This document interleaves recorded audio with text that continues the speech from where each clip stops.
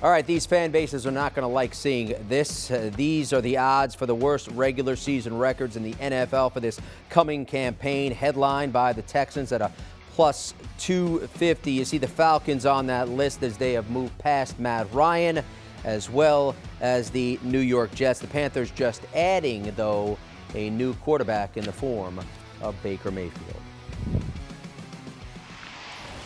We are back on HQ Gym Basketball alongside Akeem Dermish, and we just talked about which teams improved the most for the National Football League this offseason. How about the flip side of that coin? Which teams got worse? Again, CBS NFL analysts Will Brinson and John Breach with us to go to the top five with those teams' worst off seasons. John, which is your fifth team on that list? Well, I am going to start in New England. I hate questioning anything Bill Belichick does because it's definitely going to come back and bite me. But I definitely don't think this team got better this offseason. I mean, you look at the fact that they lost their two starting guards. Ted Karras left in free agency. They traded away Shaq Mason. They had to draft a guard, so now they're going to be starting a rookie to protect Mac Jones. You have a second-year quarterback. Why are you letting your two guards go? They let one of the best corners walk in free agency. J.C. Jackson is gone. Kyle Van Noy joining J.C. Jackson out in Los Angeles with the Chargers. And so this just feels like a roster that definitely isn't as good as it was when the offseason started. So I don't want to argue necessarily against the Patriots. I will point out that you called Bill Belichick Bell Belichick, and that's like just so weird. But more importantly, I think the two teams that I would want to have in here above the Patriots would be one, the New Orleans Saints, who, you know, whatever you think about the personnel that they've got, and you know they lose Teron Armstead, obviously they lose Marcus Williams. I mean, those are two of the key players, two starters. Right? I mean, two very important players. And then more importantly, they lose Sean Payton. Like, I get that everybody's like, oh, the Saints will be fine. You know, Dennis Allen will step right in. Pete Carmichael's got this. They got Jameis Winston. Like, that team could stink. I mean, they have a good starting roster, but they just lost one of the best NFL head coaches over the last 10, 20, 15, 20 years. Like, that's a big concern for me. I don't think it's being talked about enough. And then the other team that I think could have snuck on this list is the Cleveland Browns. Oh, here we go. Oh, I mean, this was not a shot. It really wasn't. But like, I mean, if Deshaun Watson just in a vacuum, if they go from Baker Mayfield to Deshaun Watson, and you know you improve like on the field, but if he ends up not play, if he only plays 4 games, like 0 games, I mean, suddenly they just traded Baker and they're getting 17 starts from Jacoby Brissett. I mean, that's clearly a team that's taken a step back. In a little window where we did feel like the Browns would have a chance to make a playoff run or two, and certainly can be a contender. I mean, I just think that's with the unknown that is out there with Deshaun Watson, like I'll take the Patriots over the Browns if I'm picking a team to make the playoffs as of today, given the facts that I know. Don't knock Jacoby Brissett. He's not a game manager. He's a game changer. He's an NC State guy. I love him. Hand the ball off to Nick Chubb and Kareem Hunt. Yes, run the football. Let's dump it in the backfield if you panic. Yes. Get it to David Njoku. Brissett likes those swing passes. Yeah, he does. That's what I'm saying. He's not a game manager. He's a game changer, perhaps. We'll see. John, I was hoping you'd take a shot at the Steelers in this segment because Big Ben retired and Juju Smith-Schuster left in free agency, but you're not. So who's next on your list? Yeah, Akeem, the irony there is that the Steelers were on the just miss section of my most improved list. How do you like that twist? You a Bengals fan of all, I mean, come on.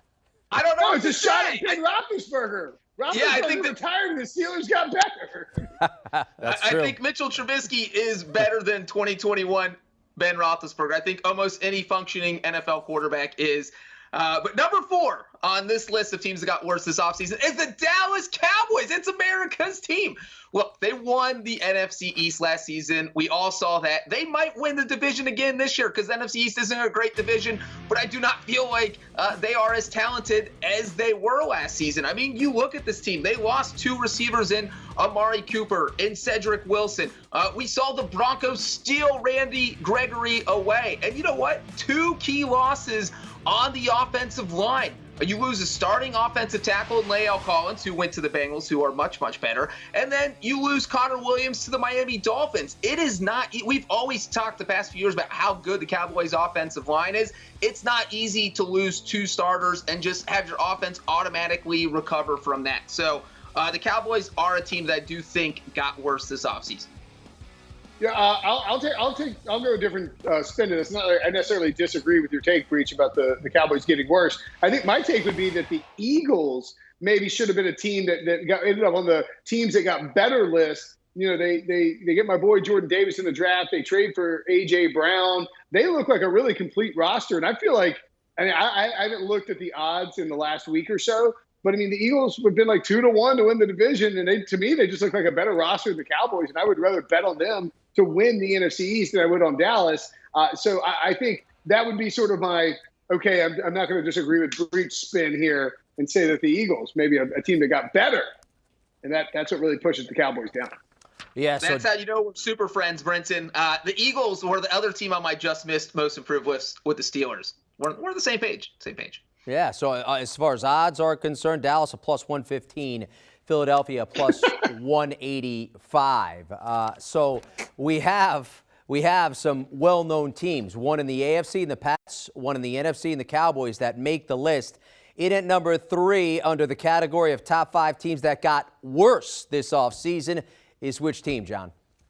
Yeah, this third team is the Chicago Bears, and I'm not so sure the Chicago Bears understand the point of the offseason that you're supposed to improve your team, because it feels like they did the opposite of that. I know we have a lot of Bears fans around with the ears listening, and I'm sorry to tell all of them that it just does not feel like this team got better. I mean, Allen Robinson's gone, Khalil Mack is gone, James Daniels is gone, you lose an offensive line, Akeem Hicks is gone.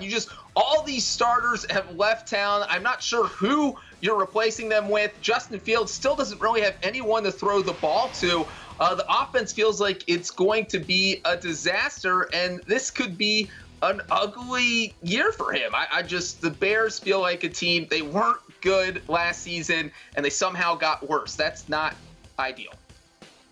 The Bears probably have a bottom 3 roster in the NFL right now. I think the Falcons, who may make an appearance in just a second, are certainly would be my pick for the worst roster in the NFL. But the Bears are not that far off.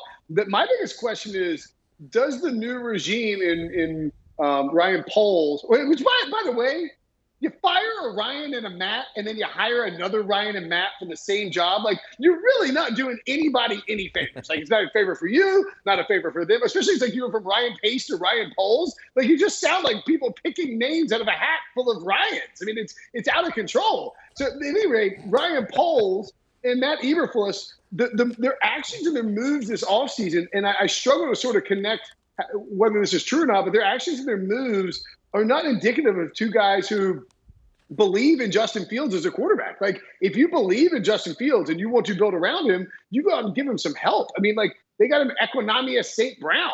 You know what I mean? Like, it's him, Darnell Mooney, and Cole Kmet. Like, there's just not a lot of help for a young quarterback. You wonder, are they trying to clean up the salary cap and get into rebuild mode? But if they're there, would they consider taking another quarterback in the first round already, like 2 years later? They didn't have a first-round pick. It just didn't feel like they did anything to help the young quarterback. And that's always a big red flag to me, especially with a new regime coming in, and you wonder how they feel about said quarterback. All right, we're down to your top 2 teams that got worse this offseason. John, who's your runner-up? The runner-up is the Atlanta Falcons that Brinson just hinted at. Look, they traded away their starting quarterback. They let their leading sack leader, Dante Fowler, from last season go. Their top tight end, Hayden Hurst, also not on the roster. And so when you lose good players and replace them with players who aren't as good, you got worse. And that is what the Falcons did here. They made some interesting signings with Casey Hayward. They re-signed Cordero Patterson. But Marcus Mariota is a downgrade from Matt Ryan no matter how you spin it. The defense probably isn't going to be great. And anytime you downgrade at quarterback, your team is going to likely be worse. And that is why the Falcons are the runners-up in this spot. Yeah. Thank you, Breach. Yeah. The Falcons, like I said, the Falcons are probably the worst roster in football. I mean, you go through it and you start to look, and there's maybe 4 players, 5 if you want to count like Younghoe Koo, their kicker. I mean, A.J. Terrell and Kyle Pitts, maybe Drake London, right, are players that you would definitely want to add if you were, if you're an expansion franchise, you came along, you could just pick any players you wanted. But and Grady Jarrett is very good, but he's older, of course. Really, this is a team that they rebooted the coaching staff in the front office finally, and they're trying to have their cake and eat it too and be competitive while also rebuilding. And that's mainly because I think Arthur Blank wanted to keep Matt Ryan with the Falcons for the duration of his career. They got a chance to go after Deshaun Watson, being that he was, a local guy theoretically interested in playing for Atlanta. They struck out, and it gave Matt Ryan the opportunity to say, hey, look, you told me I could get a trade if I wanted. I'm going to take you up on that now. And he bolts for Indy. And you look at this roster, and it would be kind of a miracle if the Falcons won 5 games, I think, at this point. So, sure, you lose Matt Ryan on a team that already wasn't very good, and it ends up in a situation where you were one of the worst rosters in football. I feel like Casey Kasem now. Ooh, We are down to number 1 on our use list your deep, of buttery voice, though. Of teams that had Casey Kasem the once worst came and spoke off at my seasons. elementary school. He did? True story. Yeah. Did you get to meet him? I'm pretty sure, but I was really young. I'm not exactly positive. I think it was like shaking hands, or like, hey, Mr. Kasem, how are you doing? Yeah. That's an interesting story. Like a little connection there. How about that? How about we have a little drum roll here? And number 1 on the list is, John. Well, first of all, good thing we're not doing a Casey Kasem top 40 because we'd be here another hour. We're only doing 5 and we're down to 1. That number 1 team that got worse this offseason is the Seattle Seahawks. Look, you know what? If a tennis account is making fun of your team on Twitter, that basically means you have reached rock bottom in the NFL, and that is where the Seahawks are right now. We obviously know they have a huge downgrade at quarterback by trading away Russell Wilson, and that move alone really puts them in the spot of having the worst offseason. You don't have Russell Wilson. You're either going to roll with Drew Lock or Geno Smith, both of which make you worse at quarterback. And the fact that they traded away Russell Wilson kind of overshadows the fact they also let the best defensive player walk in free agency.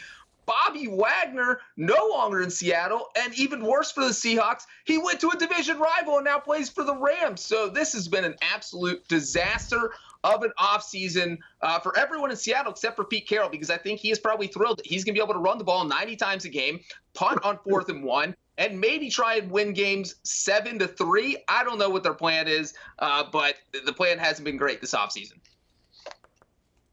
Look who snuck in here! Robbie Brinson making a little cameo there to talk about the Seahawks. Yeah, I mean, look, it's sorry, he's poking his head around the corner. I thought he could come back. It looked like you kidnapped him. Actually, you kidnapped him. It looked like he was trying to run away.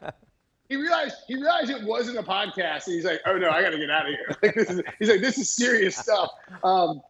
Yeah, the Seahawks are the easy number 1 pick here. I mean, you're Pete Carroll. You're thinking, you're going to keep this run with Russell Wilson going. And anytime you have to trade away a Hall of Fame quarterback that you drafted in the 3rd round and you went to multiple Super Bowls with, you are having a bad offseason. And they're putting a smiley, happy face on it and acting like everything's fine. But the reality is the Seahawks are going into the season with Geno Smith and Drew Lock. I think it's the worst quarterback situation in the league now that Baker Mayfield's in Carolina. I mean, look, Geno Smith and Drew Lock. Like, you go from Russell friggin' Wilson to Geno Smith and Drew Lock. Maybe they're right. Maybe they traded Russ ahead of time before, season last year not very good. Maybe they're getting out of this at the right time. But, man, when you have to do that in a division with the defending Super Bowl champions, an Arizona team that is a playoff caliber squad, and then, of course, the 49ers, who were pretty close to going to the Super Bowl themselves, you put yourself in a really bad spot. It would be a shocking development if the Seahawks were 500 or better, and certainly if they made the playoffs. Will and John clearly not fans of the Birds, right? Right. Seahawks and Falcons 1-2 on the worst off-season list. Our thanks to Will Brinson and John Breach. And if you like what they had to say, we have more for you. Looking for your daily fix of NFL news and analysis? Look no further. CBS Sports senior writer Will Brinson and John Breach get you up to speed each and every day, about 30 minutes, with what's trending in the NFL world. You're always in the know if you listen to them. It's the Pick Six Podcast. Download and subscribe today. Do you want a sports network that delivers everything that matters about the game? The highlights, the picks, the instant analysis, no yelling, no fake debates, no politics. Hit the subscribe button and never miss a moment.